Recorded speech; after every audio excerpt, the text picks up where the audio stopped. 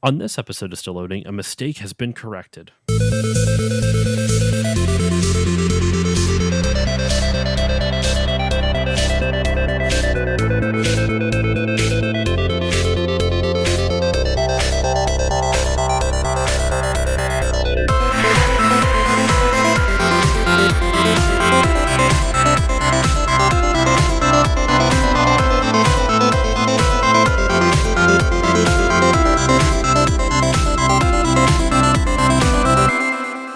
Hello, everyone, and welcome to this new episode of the Still Loading podcast. I am your host, Josh Koval. So I have a story for you all.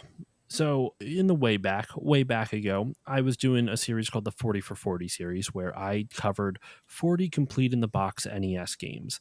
And I did an episode on the games we're talking about today, Donkey Kong Classics specifically, but Donkey Kong Classics has the original Donkey Kong game and Donkey Kong Jr. That episode was 20 minutes long, and it covered both the original Donkey Kong Jr., and Double Dragon 1. 3 monumental games that I covered in 20 fucking minutes. That is a huge disservice to all 3 of those games. So I am at least redoing Donkey Kong and Donkey Kong Jr. today. And in fact, this is coming out 2 days after, I want to say, either the 3rd or 4th anniversary of that episode being released. So this is coming out on the anniversary of that travesty that I did back when I was still learning how to podcast. And so this is a correction. And I have the perfect guest to help me fix this heinous sin, this awful wrong that I've committed. I have my dear friend, Dearest Abby, on the podcast, and Abby is a competitive Donkey Kong player. Abby, how are you doing today? I am doing so well. Thank you so much for having me on. I'm happy to be here. Thank you for coming on. I couldn't think of a better guest for this. I'm so happy I got to know you over the last couple months through Instagram after hearing you. I mean, we interacted a little bit before you were on Gaming Memories Pod. By the way, everyone go check out Gaming Memories. He was on my show for the Shinobi episode from the summer of PS2 last year. So check that out. He's a great host, and he is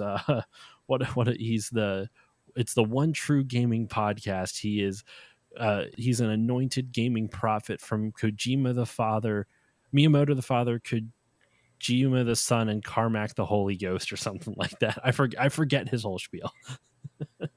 So, Abby, let's talk about this first. What's your history with Donkey Kong? You have a self-appointed nickname, which I think has now become more than self-appointed. So let's talk about your history with Donkey Kong. So I started playing Donkey Kong probably 2019, early 2019, because towards the end of that year, I wanted to go into 2020 being the Queen of Kong. And that was a joke because I was so bad playing at Donkey Kong. I was the opposite of the King of Kong. And throughout playing, I decided that I actually wanted to get good, as the kids say, and become a competitive Donkey Kong player because I enjoyed the community so much. And as of today, my high score is 244,000 on Donkey Kong, which puts me in the top 50% of worldwide players and one of the top 5 female players. So I think I've earned my title as the queen. I would definitely say so. And we're going to be going into some of these mechanics, like some of the competitive mechanics, because it's very different than just playing the game through and trying to beat it normally. There's a lot to it. And like I said, when I heard you on Gaming Memories, I was like, oh my God, this is crazy. I like some of the mechanics you're talking about just blew my mind. So I'm excited to talk about that. But before we get to that, let's get some context for this. We're going to talk about the history of Donkey Kong.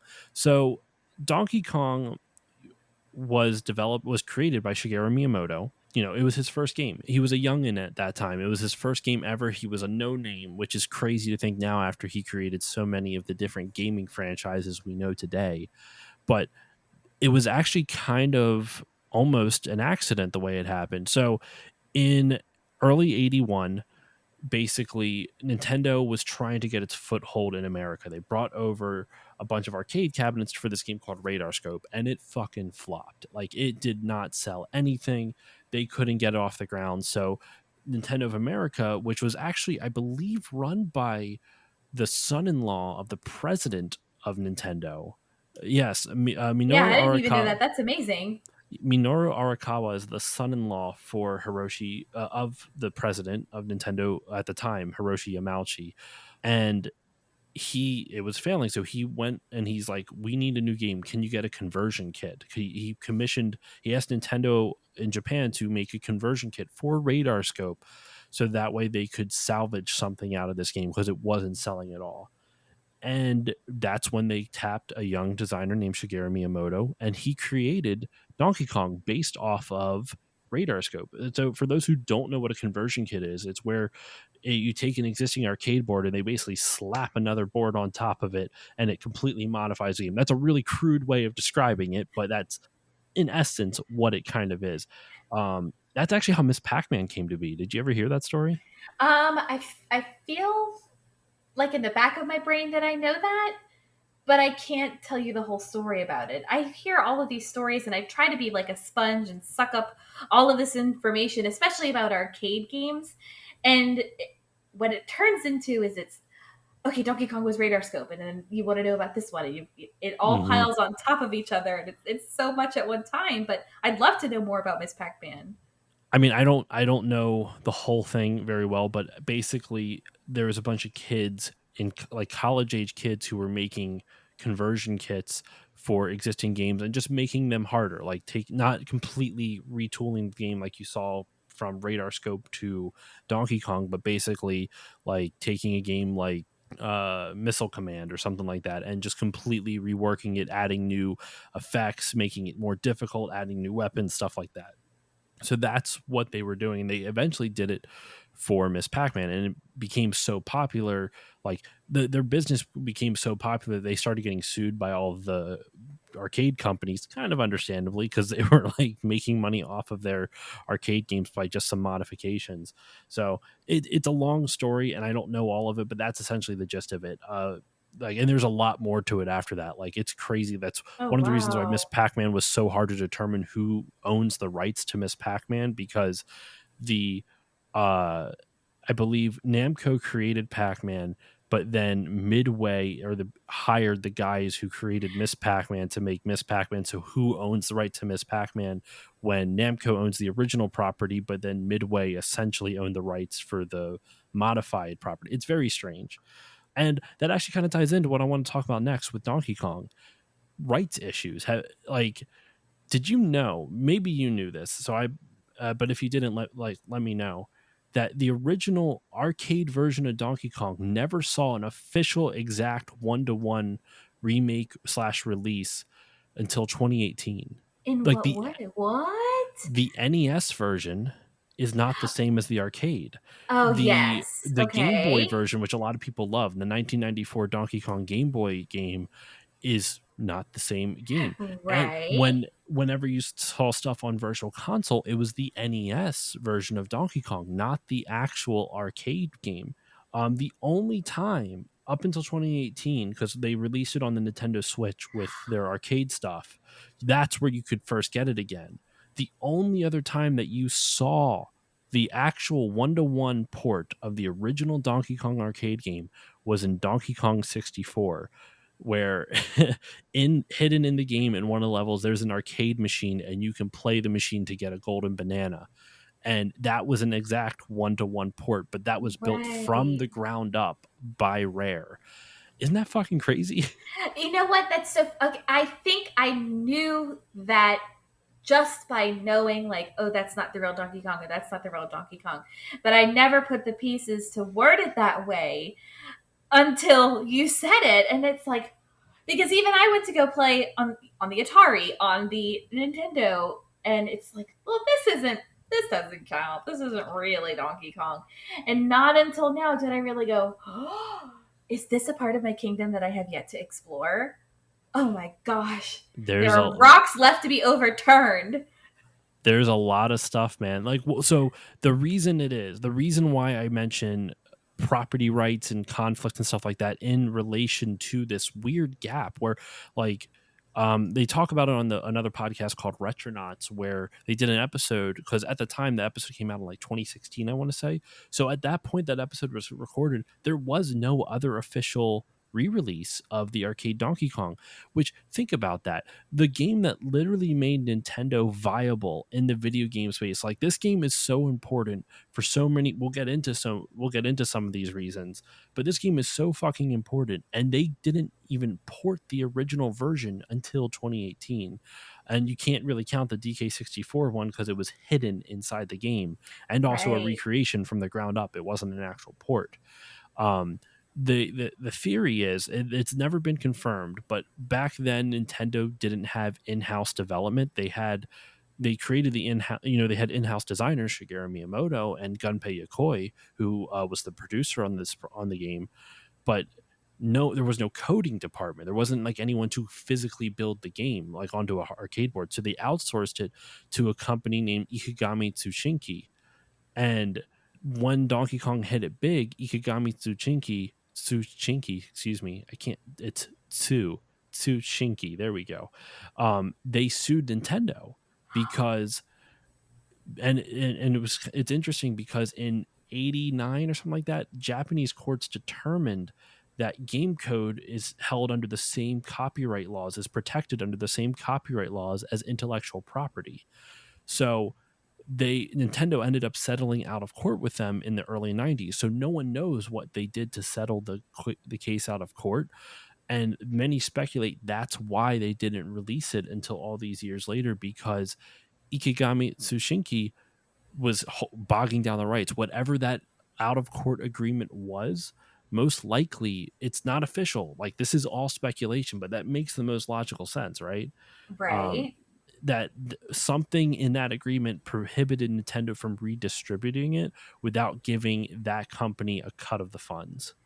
Hmm. And that's what people speculate. So no one really knows. Like, why did it take till 2018 It for sounds to Nintendo? me like we need to go find out if Itsugami passed away or not. Well, the company still is operating. Okay.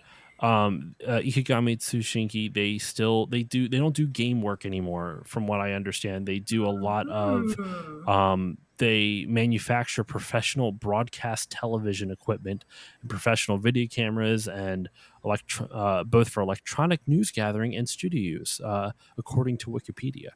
So So yes. sounds to me like they just gave up the goat and said, "Yeah, sure, fine, take it."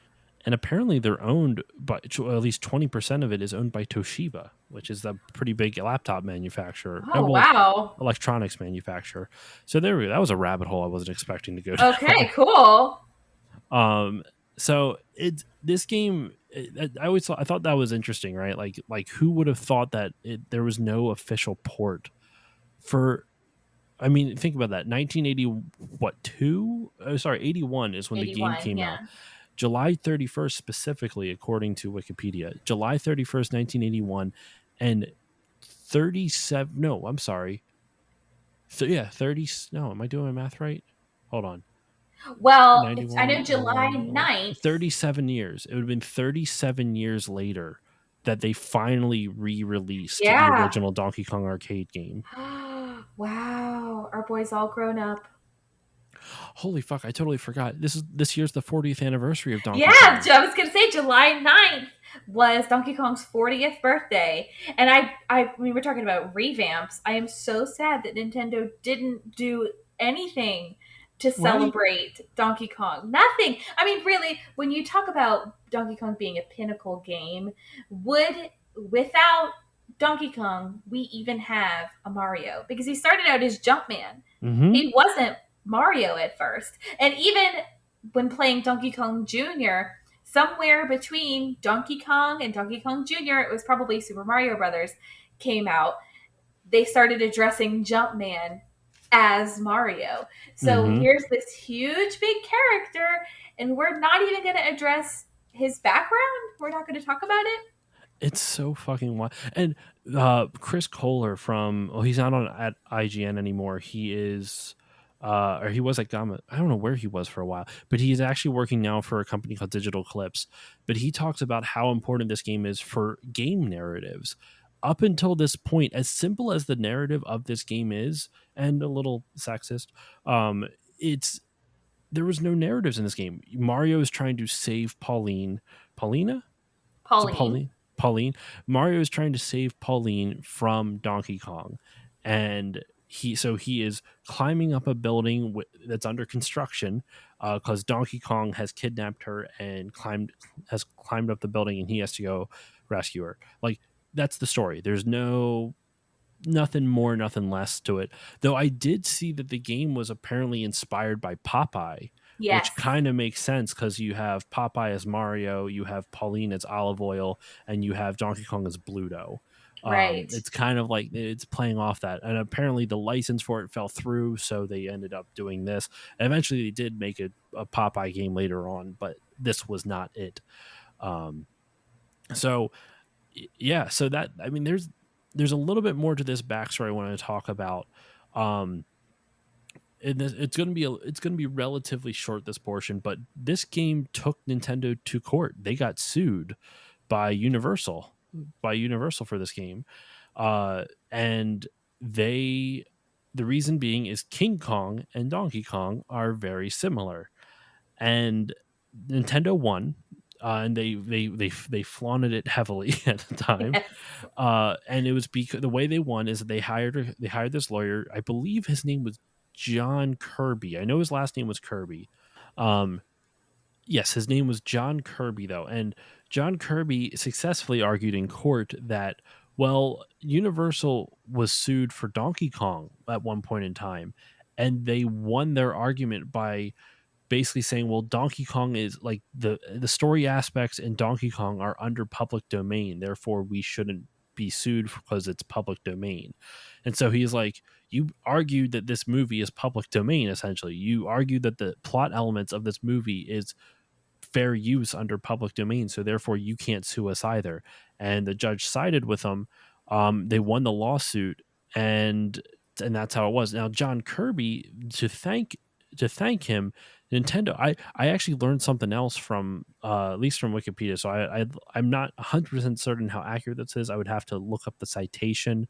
Nintendo thanked John Kirby with a gift of a $30,000 sailboat named Donkey Kong and exclusive worldwide rights to use the name for sailboat. So he could name any sailboat he wanted Donkey Kong. How about that? Wow. And later on, Nintendo named a protagonist after him in his honor, Kirby.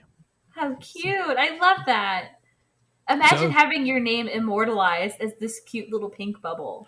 but think I about would that not be mad too. about that. How could they not? How could they not honor Donkey Kong for his 40th anniversary when, even because of a fucking lawsuit from it, we have, not that Kirby didn't exist, but we have the name. We have that iconic name. Like, come on, man. Like, I don't get Nintendo's decision making with this. It makes no sense. I have Yeah. a thought process what they'll do hopefully in the future. I see that Pauline has undergone a total transformation. She is no longer blonde. She is this beautiful brunette, and she's becoming more and more prominent as playable characters in more recent Switch games. I think the most recent being the, what is it, Super Mario Galaxy Golf?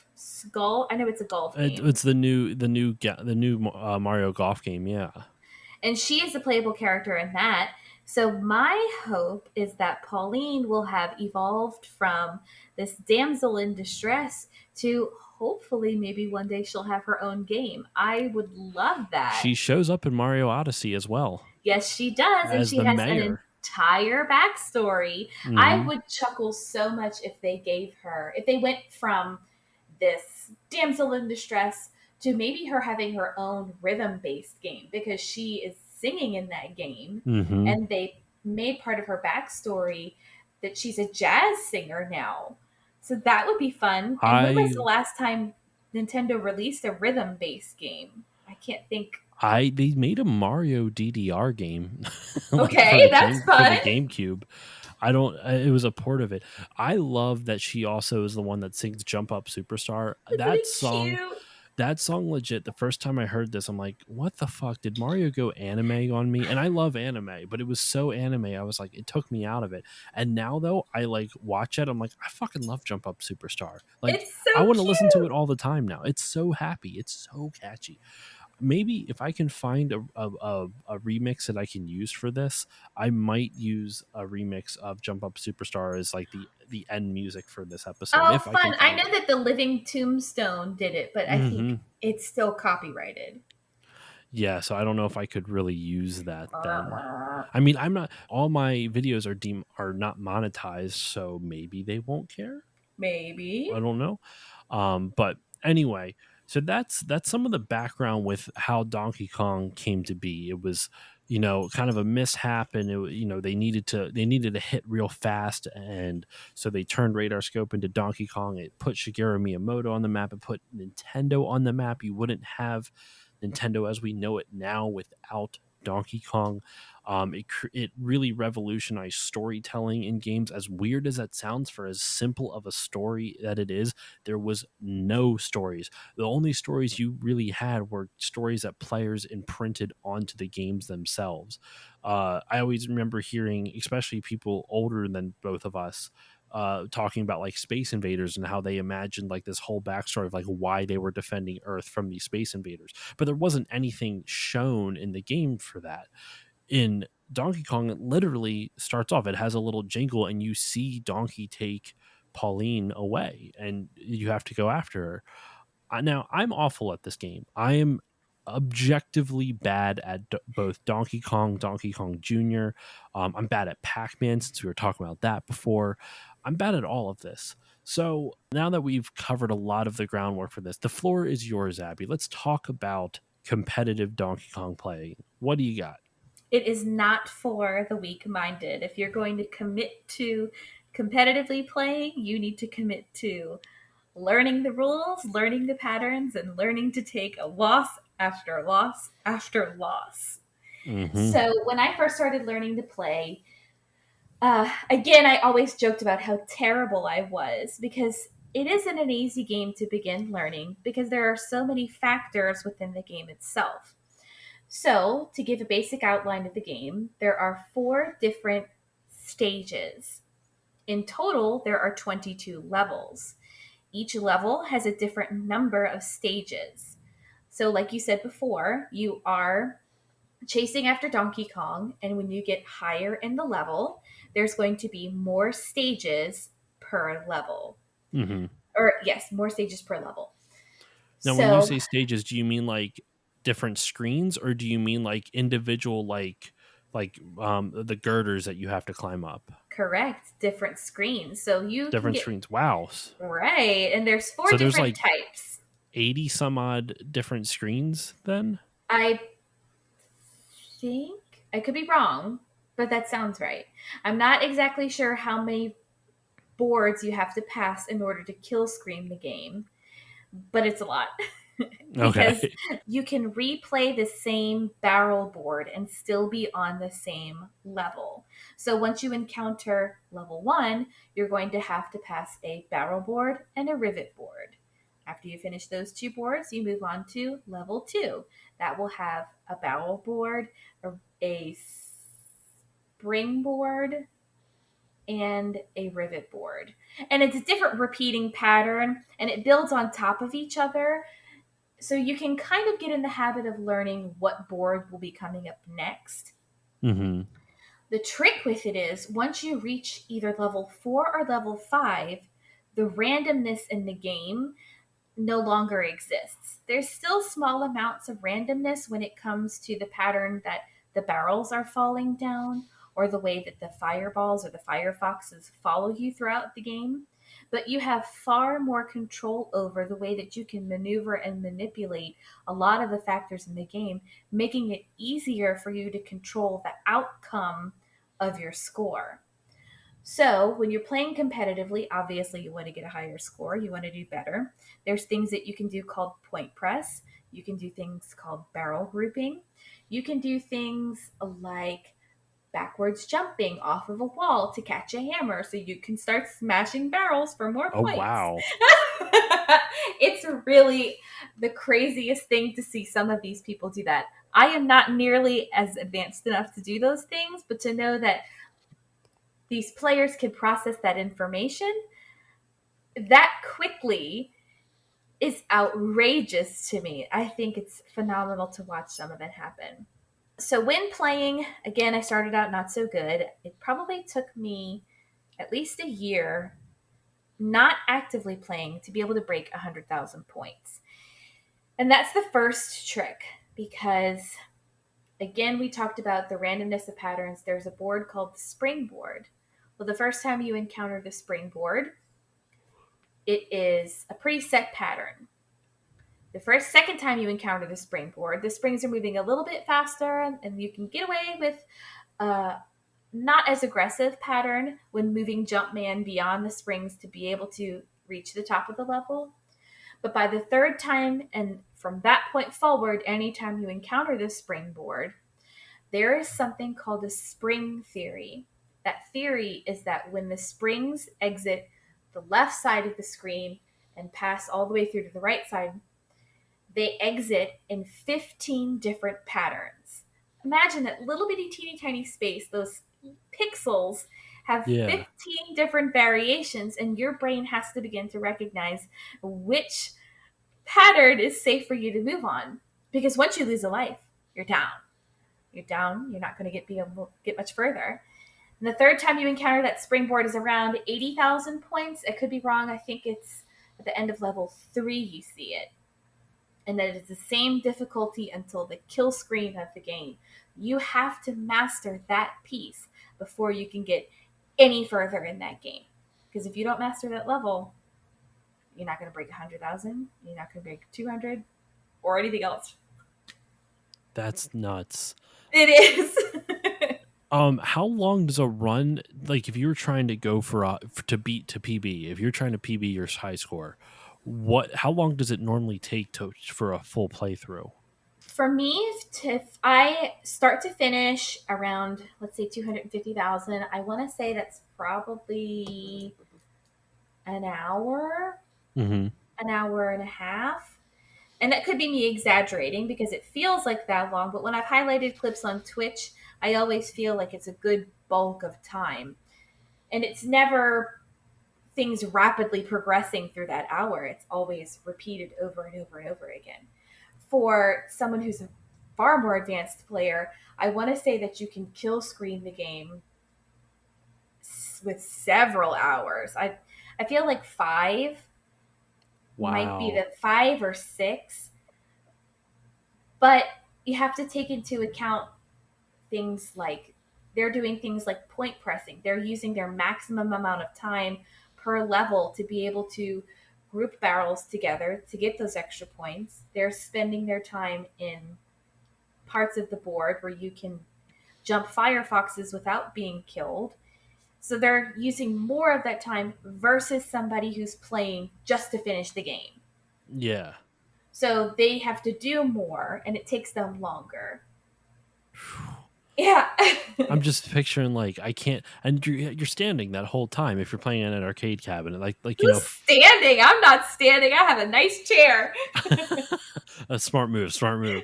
Because oh my god, just thinking about that though, that's like I don't have enough of attention span anymore to sit. Like I'll stream a game for like 2 hours and be like, all right, is it time? Like I just want to stop now. I'm good. Like this is fun, but like there's very few games now that really hook me. So I can only imagine like that's so much patience and dedication.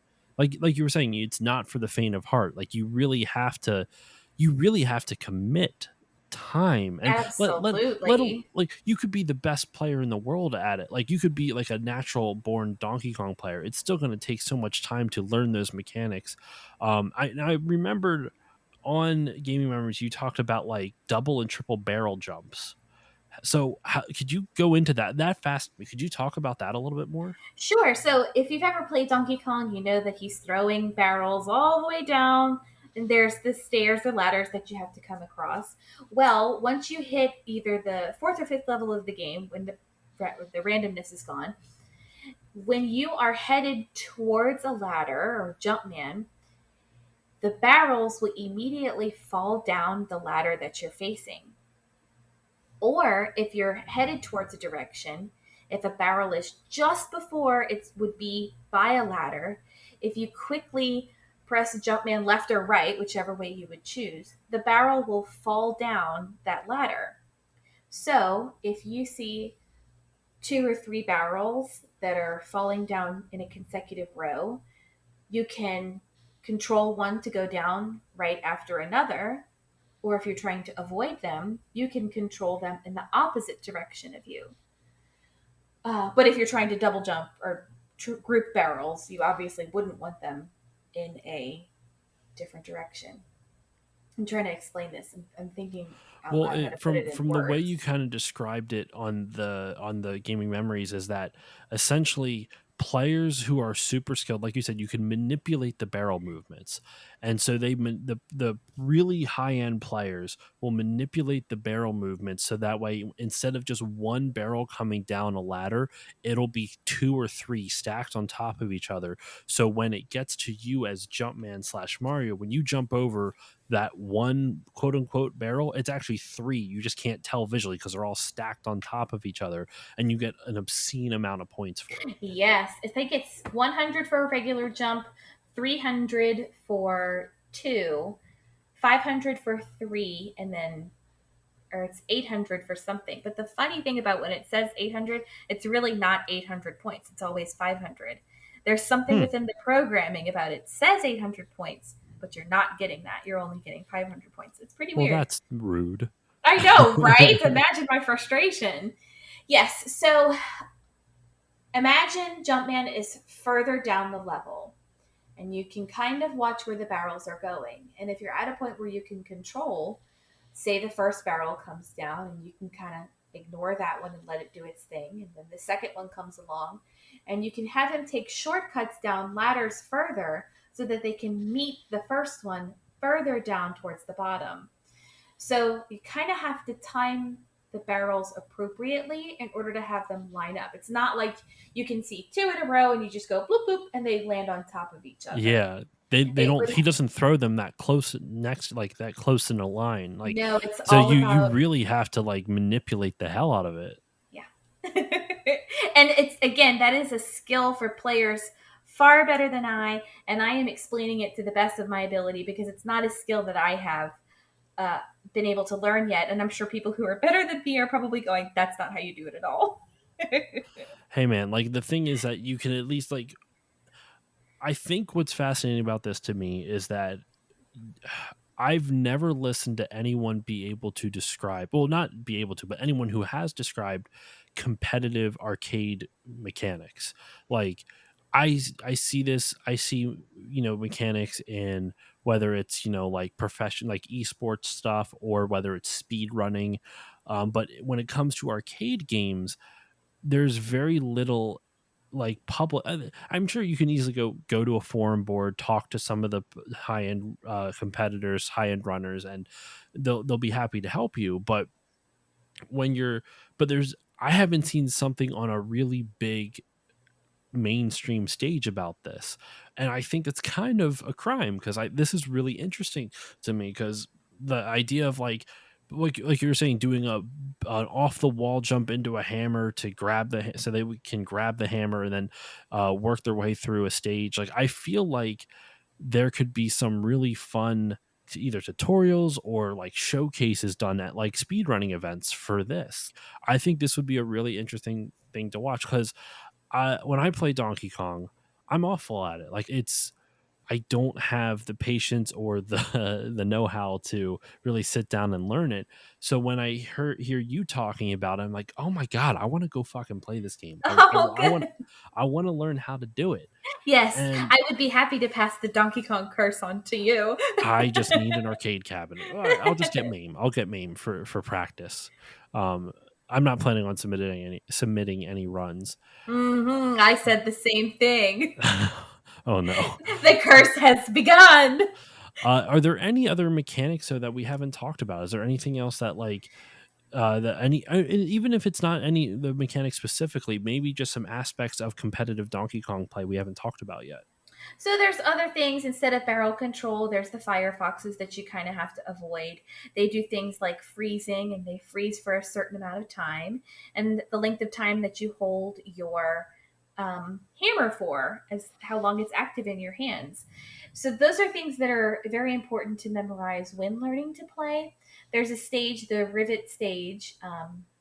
It's the second stage of the very first level. So if you've seen the blue with the little yellow uh, rivets in between. Hmm. That's the one that I'm talking about. And there's a specific pattern that some people run. I run it, and it will help you trap the firefoxes on one side of the level. That way, when you have the hammer and you smash them, they spawn on the opposite side of the level out of your way. And that's Okay. something that people don't. If you were to just go play right now and I didn't teach you that pattern, you'd be like, they're spawning all over the place. I don't know what to do. Learning that type of thing is going to help you become a better player because you can manipulate the board better. You can move around faster. You can go, okay, I know I have my hammer for a total of 8 seconds. I need to make sure that these guys come down in that time frame to smash them and get them the heck out of here so that I can run up and save my girl Pauline. When you're determining how good a run's going to be, obviously you said the bulk of the points are earned once you can start manipulating the boards, because like you said, the first is it the basically the first stage is all is it the first four levels are mostly random, and then after that Yes. so it's once you get to stage two is where you Well, it's level 4. So before you reach level 4, level 1 has 2 stages. Level 1 has 2 stages. Level 2, I think, has 2 stages. Level 3 has 3 stages. Level 4 has 4 stages. And then you continue repeating those until you get to level 22. okay, so it's after so the first four stages are random, but then once you get past those first four stages and all those different screens, it starts to become more reliable. It's Correct. okay. There's a lot less RNG involved. Yes. And Okay. that is much easier to process. And that was something that I didn't realize until I actually broke my new high score. I keep chuckling at myself like, "Oh my god, the game becomes so much easier." And that's not to discredit the difficulty of the game, but it is so much easier to process when you can say, "I'm going to get these barrels out of here. I'm going to control them out." It's Mhm. almost like managing the game versus the game managing you. You begin to Yes. actually play the game so that you can continue successfully versus you just trying to figure out what the heck is going on. So the question I'm trying to ask then is how much of your score is determined by those random levels, by those first four stages where it's a lot more RNG heavy and you have less control over it? Like, do you just hope for good RNG and you get higher scores for that so that way when you can manipulate those higher end ones that which that those area like the higher levels will be much more consistent, like you said, so you can pretty much rely on you can pretty much get a good idea like, all right, I'm going to get this many points in this stage and this many points in this stage because I can manipulate this now, versus in those first four stages you can't manipulate shit, so you have to just hope that you're getting good RNG and giving you a good score. So does that really play in heavily, or is that more of a kind of like we just kind of work our way through it quickly and then let our skill take over in the latter half? A lot of playing Donkey Kong has to do with hoping for good RNG. You always want to have good RNG, and good RNG means there's not wild barrels flying at you, or when you're climbing a ladder, it doesn't mean the firefox is going to chase after you. A lot of your points come from time bonus in the game. You want to be able to finish a level faster because if you waste your time doing things like holding a hammer but you're not smashing barrels, all you did was waste your time. So that's less points that you're accumulating for that. Um, a lot of people like to say, when I finish this level, I want to be at 6,000 points. When I finish, or this stage, I want to be at 6,000 points. When I finish this stage, I want to be at 10,000 points. So you can tell, okay, I'm having a good game because I've reached level 4 and I've already hit over 100,000 points. So once you can manipulating your barrels better. You can begin point pressing in better places. You can start saying, okay, some people have something called a pace chart, and they say by level 12, I want to have this many points. And it keeps them, okay, I need to earn an extra 10,000 points before I end this stage so that I'm on pace with my million point score. That's how some of the really good players do it. For me, I know that once I've hit a certain board, if I have 3 lives in queue, I know that I'm doing good. I know that I've hit the threshold of the Mm-hmm. game. I'm making it sound really dramatic, and it's not. Hey, you're trying to save Pauline, man. This is serious shit. This is so serious, but also I need my points. Okay? I need the fireboxes to come down, and I always joke about it because I always say I'm never going to hurt them. I just want to talk, okay? I just want to have this Hey, glowing man, we're just hammer. gonna have a I'm not going to conversation. hurt you. I only want to talk about why you're chasing me around this board, okay? You started this. This is all your fault. You were asking for this. So a lot of the points come from your time bonus. You want to be able to finish a level quickly, and that's each player is different. There are some players who choose not to point press. They are just finishing the boards as quickly as possible. That way they can get to their kill screen faster. Mm-hmm. So the tricky part about playing Donkey Kong is that there are only 21 complete levels for the game. Once you hit level 22, the game does not have enough coding and it ends shortly thereafter once it begins. Mm-hmm. So you can reach level 22 and you want to make sure that you don't have to have any men left. You can be on your last guy, but you will die on level 22 because that's it. The game was not designed to go beyond that point because I Mm-hmm. guess they thought people weren't going to be able to do it. So the ultimate goal when playing competitively is you want to get your kill screen. That's like you have beaten this game. Kong did not defeat you this time. You got it. From there, a full successful kill screen game usually ends at about anywhere from I want to say 750,000 points to maybe 900,000 points. That's a pretty big gap. But once you hit there, 1,000,000 points isn't that much further.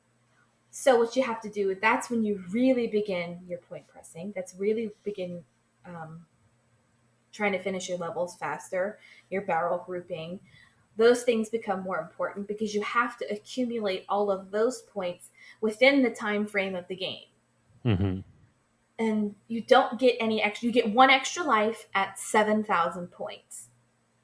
That tells you how far they didn't think people were going to be able to make it in that game. Because if the game continued to give lives, it wouldn't be as much of a challenge once you got to level 12 and you knew, oh, okay, I'm about 400,000 points. I know I'm going to get an extra life soon, right? Yeah. That would only continue to play further, but they didn't. They stopped at 4 guys total. And Wow. once you hit that, that's it. I did not know that. I had no idea that it maxed out at 4. I had no. What a dick move. Yeah, right? Wow. Okay. Um that's fucking wild. So before we move on to Donkey Kong Jr., let's talk about King of Kong. This we'll just kind of touch on this. King of Kong, and this is actually hard. Before we dive into that, completely forgot to mention. For those who don't know, we were talking about RNG before. RNG means random number generator, which in gaming terms means random bullshit. You can't control it. You don't. It's a level of unknowability for you as a player. So RNG is just the randomness that games throw at you. Everything else, uh, speedrunners and competitive players like Abby here are able to break down and like you were mentioning with the springs. There's 15 different patterns those springs could come down in. That's a little bit of RNG because you don't know what it's going to be, but you know that it's 15 different possible patterns. So once you see it, they can account for it right away because they know the 15 different patterns. So, but RNG is like those patterns don't exist. You know they're going Mm-hmm. to come somewhere. You don't know where. So just as a quick primer on what RNG is. So King of Kong. King of Kong, I've not watched this. Abby, you have. It is a documentary ish sort of movie about about professional Donkey Kong playing between the one-time world champion Billy Mitchell and at the time world champion Billy Mitchell and a new not I don't know how new was Steve Wiebe. He was an Uh, up and comer at the time. I think so. And here's the thing that that King of Kong fails to mention is that when it was being filmed, it makes it seem like it's only these two guys going head to head in this, right? Yeah, It's really not. There's hundreds of people that are playing worldwide. They just chose to highlight these two guys. So while it's like, oh, everybody's so excited these two guys are doing it, it's a really.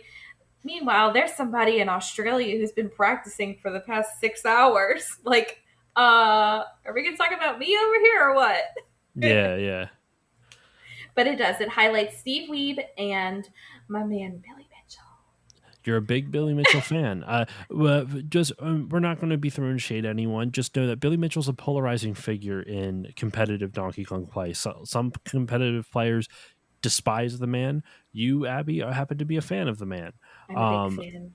this podcast is not going to be diving into the politics of that. If you want to know why Billy Mitchell is disliked, do some research. I don't want to go into it, but I have Abby. I trust Abby's opinion. Abby likes Billy Mitchell. She says that he is a good person. So you know what? I haven't met the man myself, so I will. If I ever get to meet him, I hope I do. I'd love to see what he is actually like, and not just let the internet stories persuade my opinion. So, Good for um, you. I want to get that out there because Billy Mitchell, like we were talking about off mic, he's a polarizing figure in the gaming space. So I'm not here to talk about any of the drama, any of the gossip. That's not my shtick. I don't. That's not. That's. I don't cover that bullshit. So Good. we will say though that King of Kong does make Billy look like an asshole, It but it does. was on purpose because they needed some sort of an antagonist, from my understanding. I know a lot about this, considering I have not watched the fucking thing, So I'm but going to need you to watch it, okay? I will report back to you when I do. Maybe I'll watch it tomorrow. Maybe my wife and I will watch it together tomorrow because It's I think it's on so YouTube. good. It is on YouTube. And there's, like, I said it off camera. I'm going to say it again. There's so many good one liners in that Mhm. movie. You could just watch it and you'll be quoting it forever. Forever. Oh, I say things like when I answer the phone, oh, World Records headquarters. World Records headquarters. It's No one so would answer that. silly. That's so It's dumb. but that's when you watch it, you'll hear it and you'll go, "Oh, that's what that is." And you just chuckle to yourself. My favorite thing about it is that clearly Billy is a confident guy. Not everybody enjoys seeing confident people. I just love the whole dynamic between everybody in the cast. Just watch I'll have it. to check it Just out. watch it. It's Opinions aside, it's a good laugh. it's a And if you're a fan of gaming, it's just a staple that has to be seen. it's a really well it's a talked about documentary. A lot of people like this documentary even outside the gaming space. I was listening to another podcast who was saying like their wife who is not a gamer watched it and loved it, so maybe my wife will too. We'll see how it goes. It's a documentary about Steve Wiebe going up against trying to break Billy Mitchell's world record. Am I correct? Along those lines, I think that's the way that they set it up. And one thing to keep, if you're going to watch it, keep in the forefront of your mind is that it wasn't just those two people playing, because the way they set it up makes it seem like it's just them, but it really isn't, There's a which is whole funny. community of people It's an playing and competing. entire community. So if your wife watches it and she feels inspired to play, tell her I'm a girl to help her. I will. I will let her know. I will. I've talked to her about you, saying like, yeah, she's the queen of Kong. She's a competitive Donkey Kong player. Um, so that I just wanted to kind of talk about that because it's an important documentary. It It is. It really really kind of is. highlighted the competitive scene, and I would argue it probably brought a lot of people to the competitive scene. Did it bring Oh, for you to it, or sure. did you discover it before that? Absolutely. It wasn't until um, well, when I first started dating my husband, actually, we met at an arcade tournament, and I wasn't playing at the time, but we would chit chat, and I'd say, "Well, what are you practicing for this week, and he would have his select games that he would be playing. And somewhere along the way, I wanted to play, and as a date night, we chose to watch King of Kong. And again, it's predominantly men featured in the gaming community, and I was bitter and jealous that he wasn't spending time with me. So I said, "Well, fine. If you want to be that way, I'm going to learn to play the games too." And I would play the games that he was playing in his competitions, and I would try to get good at them too. That's And funny. we said, "Well, we'll watch King of Kong." We watched it, and it was inspiring to me. And another one that's really good is the Nibbler documentary. Have you seen that one? No, I've never even heard of this. I don't remember the title of it, but it's all about a marathon player kill screening, or at least world getting a world record for the game Nibbler. And if you've ever played that game, it's essentially Snake. You have to slither all Okay, around the it's board. called Man vs. Snake: The Long and Yes, Twisted Tale of Nibbler. It's free on YouTube right now and on Amazon Prime Video and on Tubi. So there we go. Sorry, I just looked it up. good. I'll check it. It's rated really highly, 7 out of 10 on IMDb and 89% on Rotten Tomatoes. Billy Mitchell's in it. Your boy Billy Mitchell's Yes. in it. It's good. It's another one. That one I think focuses solely on one player. Um, and then there's another documentary. Um, I can't think of the name of it. I want to say maybe it was about Missile Command, the Hmm. guy trying to get the world record or at least the personal best for Missile Command. That's another good documentary. And there was a documentary about Richie Knuckles Arcade. He's Hmm. another big name in the Donkey Kong community. And I think he hosted a Kong off at his arcade. And that was really fun to watch too. I love documentaries.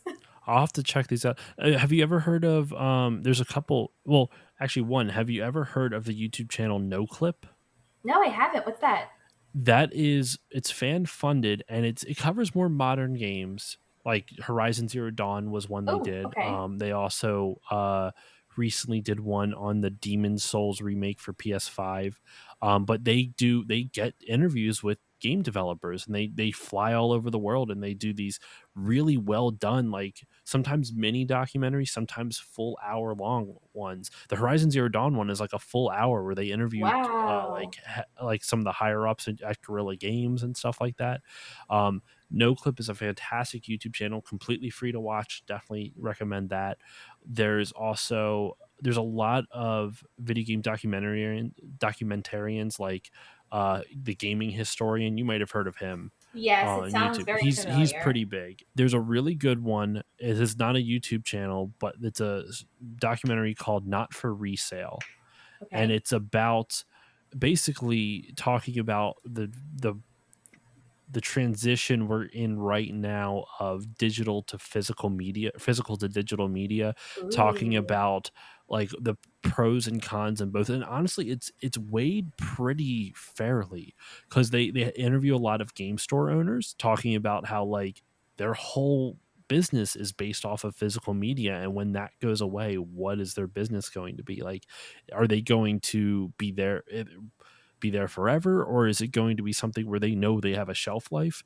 And then they also talk to game devs who succeeded because of digital distribution. For example, like they talk about like Minecraft would not have there's no way you could have pitched that to a developer. There's no way you could have pitched that to a publisher or to a retailer to put an Right. 8-bit looking 3D game on store shelves and hope to sell. But because it was released digitally and it had this grassroots movement to the point where Microsoft bought it, like digital distribution created Minecraft. We wouldn't have Minecraft without it. They also You're talk about right. Rocket League is another example where that wouldn't have existed without digital distribution. So they talk about the pros and cons of it and how like what about people who don't have good access to internet or access to good internet? It's a really good documentary. Pat Contry, who is the guy who produced it, um, he's like Pat the NES Punk. If you ever heard Yeah. of him, yeah, you can buy the Blu-ray on his website, the Punk Effect or Contry. You could Google Country Code Productions, Right. and you can buy the Blu-ray for like $23. He's supposed to If be coming to Houston next weekend, weekend after. Actually, do you remember also? Do you remember those VH1 movies or VH1 shows? The I Love the '80s, I Love the '70s, I Love the '90s. Yes. They Pat Contry and his friends. This was in the early 2010s. They did a series called The Video Game Years, and it was done in that style where they kind of have a bunch of gaming personalities on, and they pick a game, and then they kind of talk about the game, and it's filmed like it's from like it's something straight out of VH1's I Love the '80s, right? Yeah, so each person gets their own little blurb talking about It's the not even game. like that. It's like they just have a game and then people just jump in. I will send you a link after the video. They Yes. they do it like they do hour-long episodes that are and they cover a year. I think it starts at like 78 and goes up to 1989.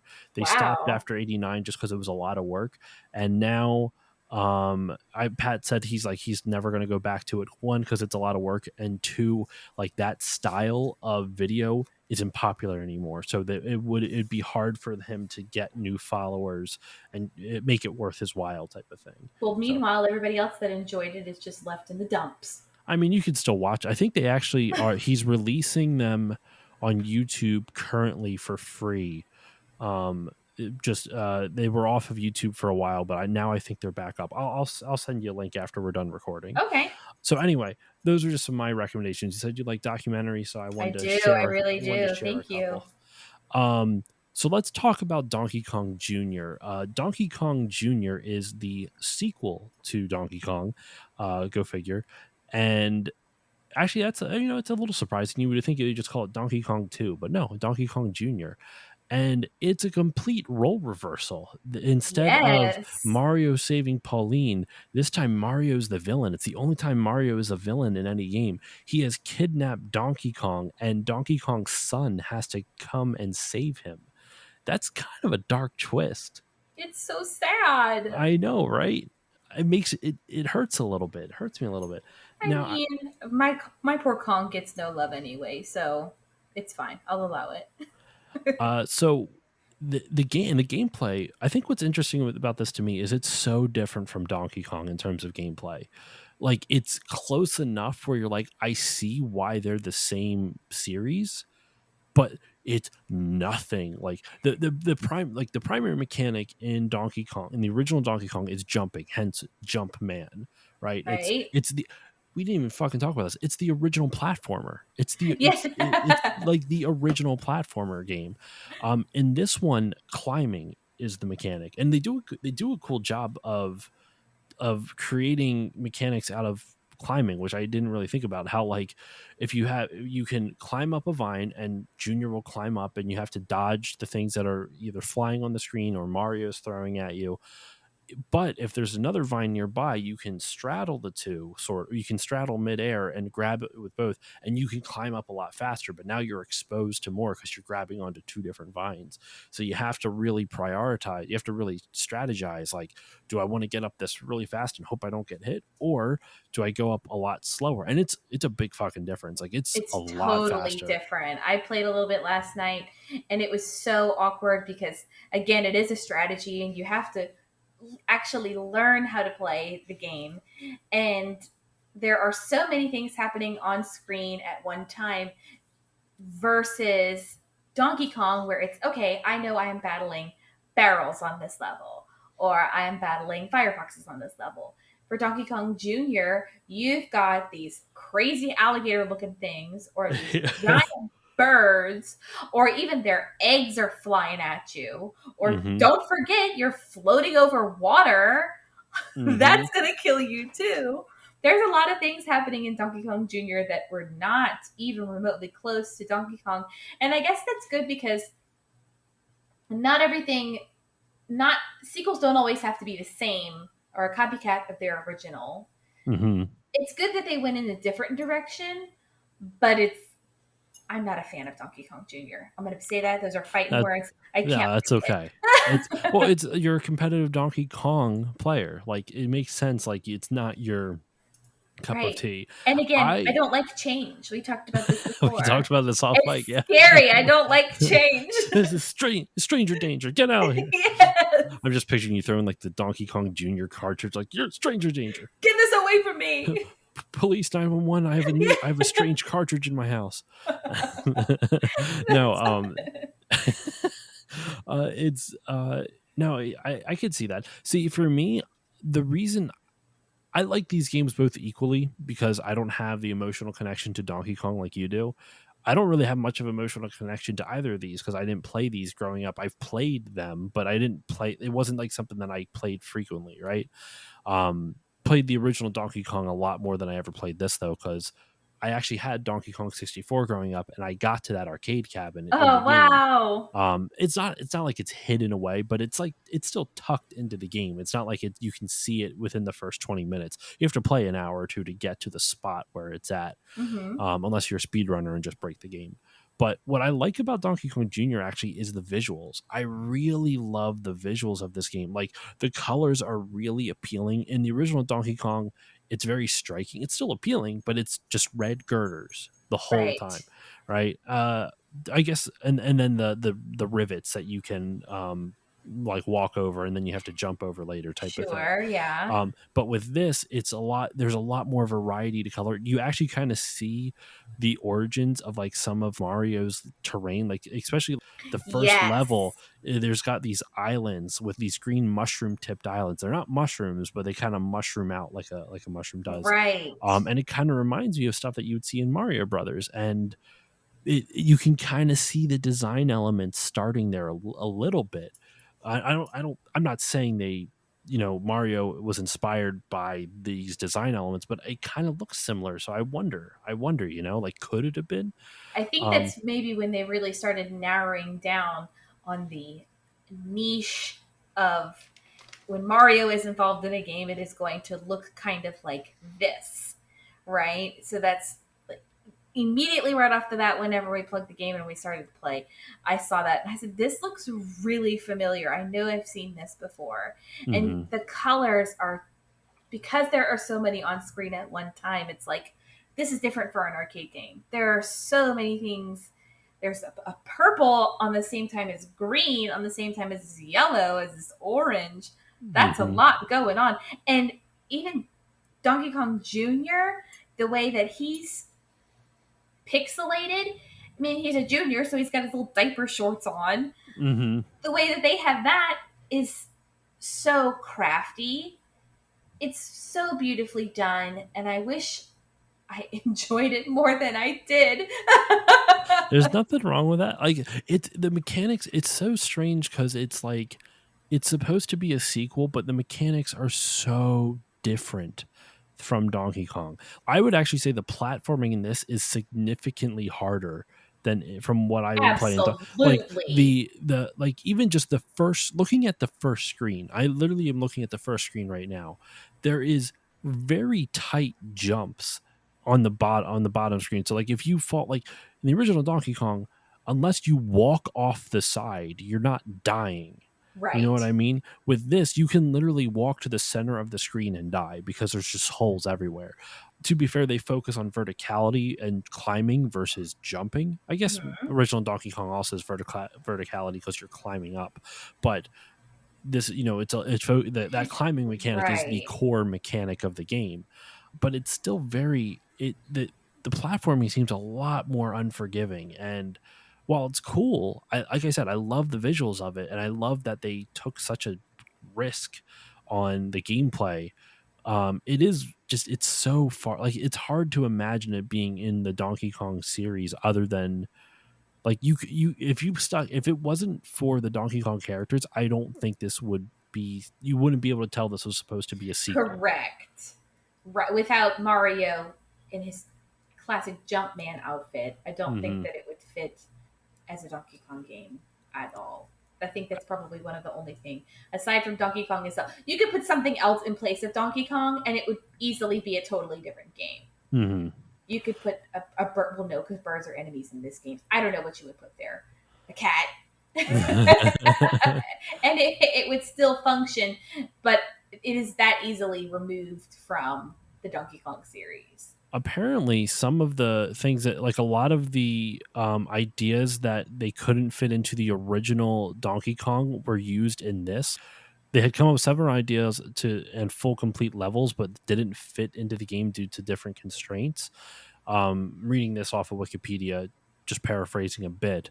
And Miyamoto eventually fleshed these concepts out and put them into this. And they wanted Donkey to be the star of this, but because his sprite was so big, they didn't have the technology at the Right. time to make him a main character. So it seems like they went with Junior for this.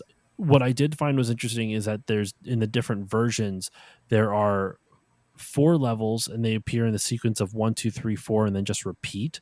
But that was the Japanese version. In the US version, you had levels 1 through 4, then 1, 2, 4, then 1, 3, 4, and then 1, 2, 3, 4, and repeating from there on out. Like that's kind of weird how like they did the normal, or I guess it was just 1 and 4 were the first two screens are levels 1 and 4. Then the next three screens are 1, 2, 4, and the next three screens are one, It's three, this. four. That's very similar to Donkey Kong, where you start the level, you finish the level, and then you move on to the next level.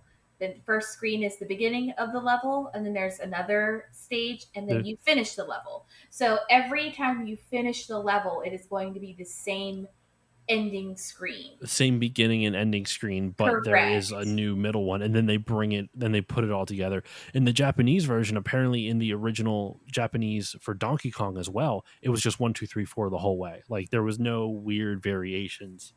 I think in the very original release of Donkey Kong 2, Pauline was supposed to yell, "Help! Help!" Really? Yeah, and I think Jumpman, when he jumped, he was supposed to say something else too, but it ended up being replaced with the sound now that makes whatever he's jumping over a The barrel. boom or Yeah. whatever. Or no, the dun, dun, that sound. Yes. Um, so real quick, not related to Donkey Kong Jr., but it's something since we're talking about different versions of Donkey Kong games, the original Donkey Kong, the NES version, what the differences were is that it skipped a stage. It skipped a full stage in the NES version. There were some compromises to the stage layouts because TVs had the home TVs had a very different shape and resolution than arcade monitors, and it doesn't have the opening animation of DK destroying all the steel girders, which I thought was interesting. Like they kind of get rid of the backstory, Right. a little bit of the backstory, I should say, to it. Okay, so is there anything else that you wanted to talk about with Donkey Kong Jr.? Because I know this was something that like I was relying on your expertise for the original Donkey Kong.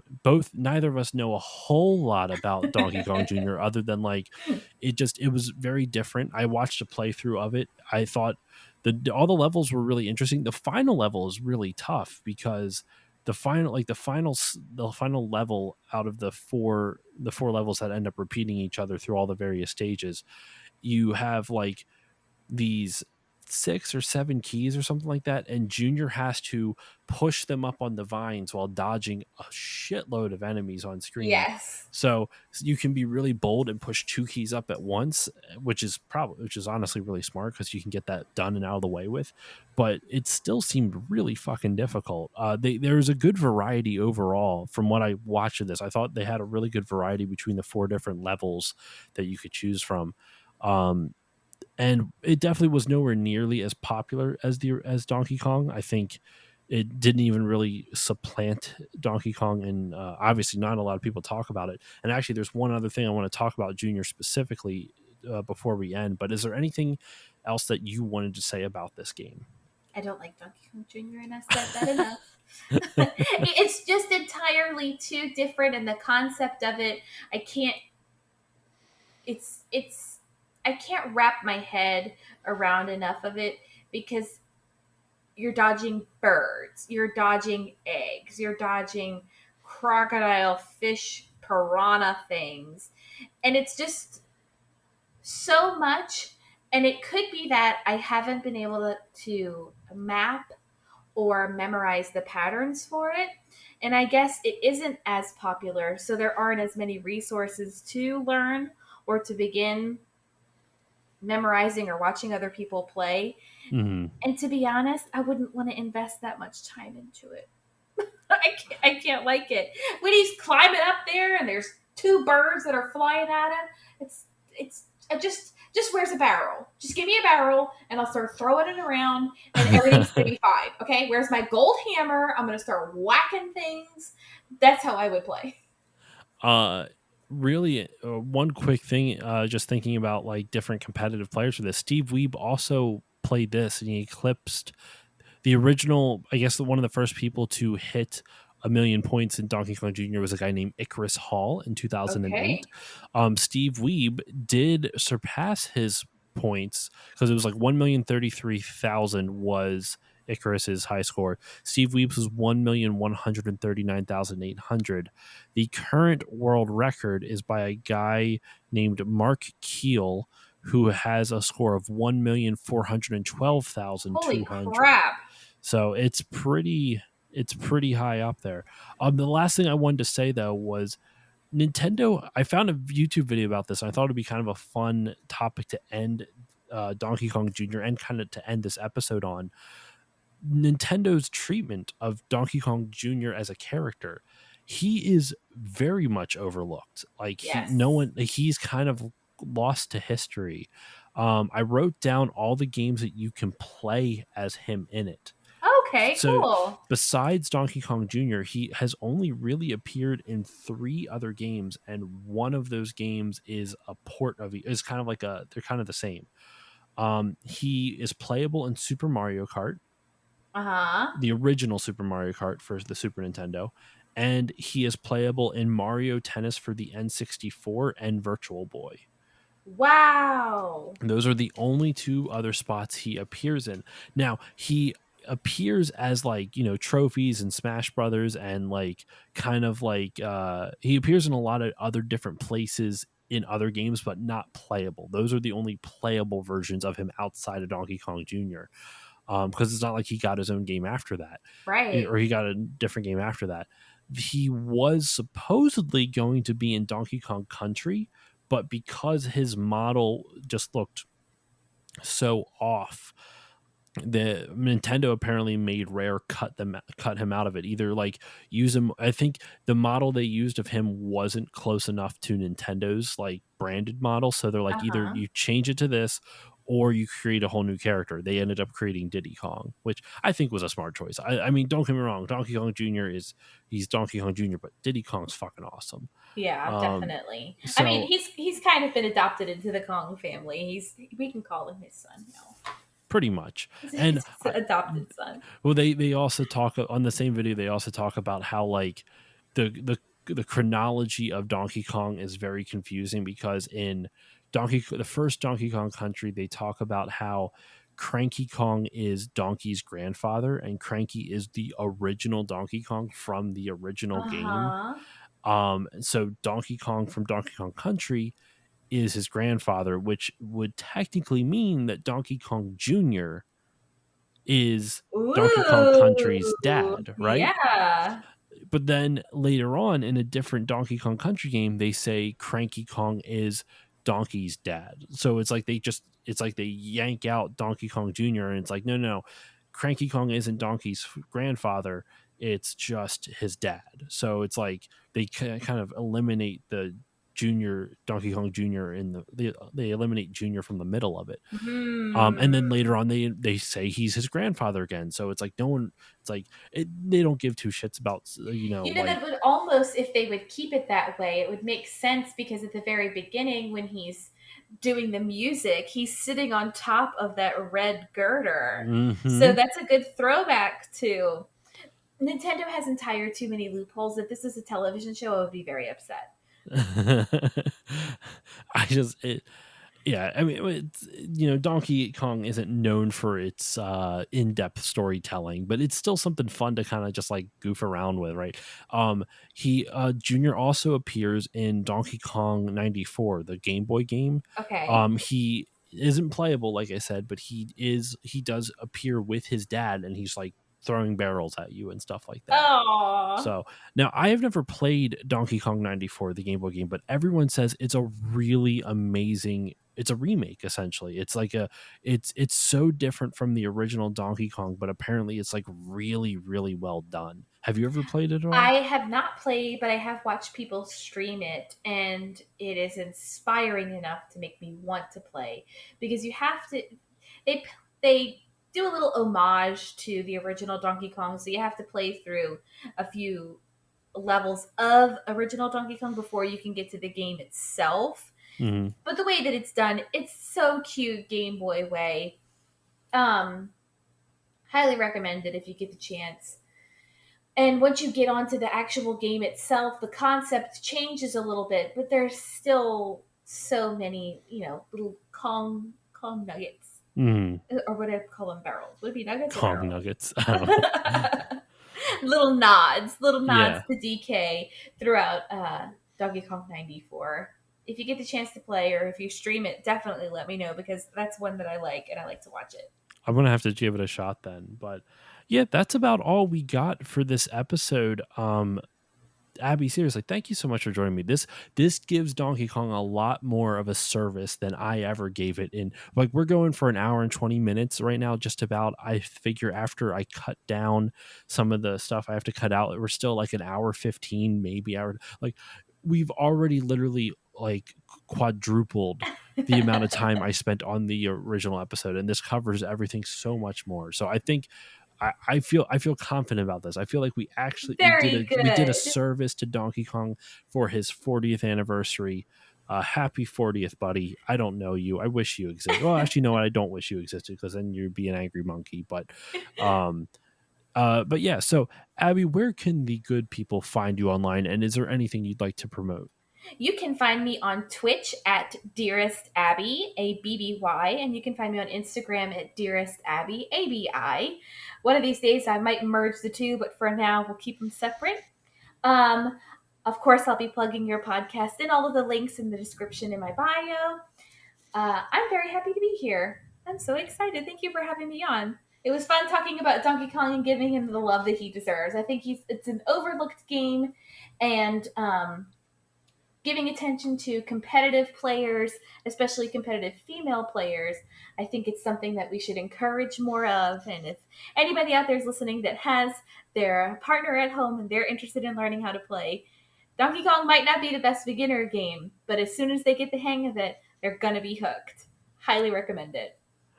Well, I'm just happy to have you on because I don't know a lot of people who one, I don't know very many competitive gamers in the first place, but two, I don't know anyone who participates in arcade competitions, which is just it's really cool to me. And uh I think like I still can't get over how bad my last episode was. I know I shouldn't like put I got a review once saying like I shouldn't put myself down so much. I'm very happy with how much I've grown. It was a very fair review. Like I'm not that is not shade at the reviewer because the dude was right. Like I constantly belittled myself on the podcast, and that's not something people understandably people want to hear.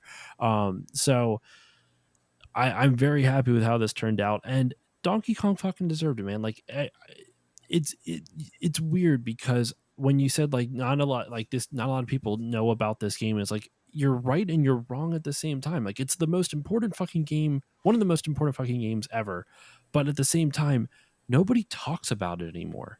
Right. Like whenever it was actually Donkey Kong's 40th, I kept chuckling because everyone was posting Donkey Kong country pictures and I had to just put my phone down for the day. And I was like, you're talking about the wrong thing. This isn't the thing. We need older That's than that. it's not even at its 30th yet. It's got another 3 years before Right. DKC hits 30. But honestly, as long as he was getting the love and people were paying attention to it, that really it did my heart good. But at the same time, I really just wanted to give people the education to know, like, listen, if you want to talk about a game and its roots, start at the beginning, and it's okay to not know. That's how we learn. We actually put forth the effort and we teach people things. And I think for anybody that heard about Donkey Kong's 40th, this will be their foot in the door for learning more about this pinnacle game in Nintendo's gaming history. Hmm. And it sets so many helped define the platformer genre. It helped add story to video games. It put Nintendo in a viable position in the West, which was If we didn't have Nintendo, I'm sure we would have had video games in some way, shape, or form later on, but we wouldn't have video games the way we know them today. That's for damn sure. Um, Absolutely. so that should do it for this episode of the Still Loading podcast. Thank you all for listening. As usual, you can follow me on Facebook, Twitter, and Instagram at Still Loading Pod on all of them. If you want to email me, you can email me stillloadingcontact@gmail.com. You can also support the show by giving it a 5-star rating and review on Apple Podcasts or whichever podcasting app you use. That helps more people find the show. If you want to support the show monetarily, you can go to patreon.com/stillloadingpod. Even just $1 a month will help grow the show. And the most important shout out slash thing I need to promote, not even need, that I want to promote, is the Bit by Bit Foundation. The Bit by Bit Foundation is a nonprofit organization whose mission is to put video games and video game consoles in the hands of kids receiving inpatient care at hospitals. So if you want to go support them, go to bitbybitfoundation.org and consider donating. And that will do it for this episode. Abby, seriously, thank you so much again for joining me. It was my pleasure. Thank you for having me on. I look forward to listening. And I will see you all next time. Bye.